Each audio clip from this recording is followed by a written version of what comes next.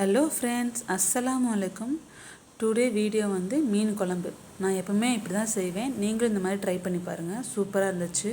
அதுக்கு சின்ன வெங்காயம் 20, கருவேப்பிலை கொஞ்சம், பெரிய வெங்காயம் 1, பூண்டு 10, தக்காளி 2.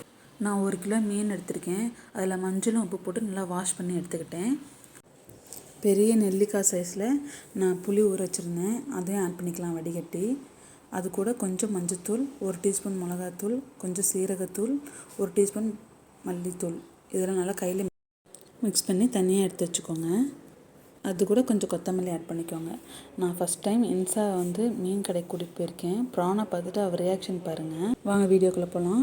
பேன் வச்சு கொஞ்சம் எண்ணெய் ஊற்றி, கடுகு, கொஞ்சம் வெந்தயம், சின்ன வெங்காயம், பெரிய வெங்காயம், கருவேப்பிலை, பூண்டு இது நல்லா வணங்கினதுக்கப்புறம் நம்ம 2 தக்காளி கட் பண்ணி வச்சுருந்தோம் இல்லையா, அதையும் ஆட் பண்ணிக்கோங்க. நல்லா ப்ரௌன் கலரில் வந்தோடனே எண்ணெய் பிரிஞ்சு வெளியே வரணும். அந்த புளியை கரைச்சி வச்சுருந்தோம் இல்லையா, அதையும் ஆட் பண்ணிக்கோங்க. நல்லா மூடி போட்டு மூடி நல்லா கொதித்து பச்சை வாசம் போகிற அளவுக்கு நல்லா கொதிக்கட்டும்.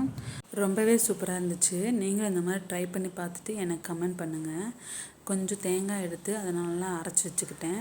இது கொதித்து இந்த மாதிரி வரும்போது இந்த தேங்காவை நம்ம ஆட் பண்ணிக்கிறோம்.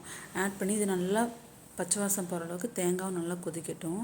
கொதித்து முடிச்சதுக்கப்புறம் நம்ம மீனை ஆட் பண்ணிக்கலாம். மீனை ஆட் பண்ணும்போது நீங்கள் லோ சிம்மில் வச்சுக்கோங்க. அப்போ தான் வந்து மீன் உடையாமல் வரும். நல்லா சூப்பராக ரெடி ஆகிடுச்சு பாருங்கள். மேலே கொத்தமல்லி போட்டு ரெடி பண்ணி எடுத்தாச்சு. சாப்பிட்டு பார்த்தா செம்ம சூப்பராக இருந்துச்சு. என் ஹஸ்பண்ட் சொன்னாங்க சூப்பராக இருக்குது அப்படின்ட்டு.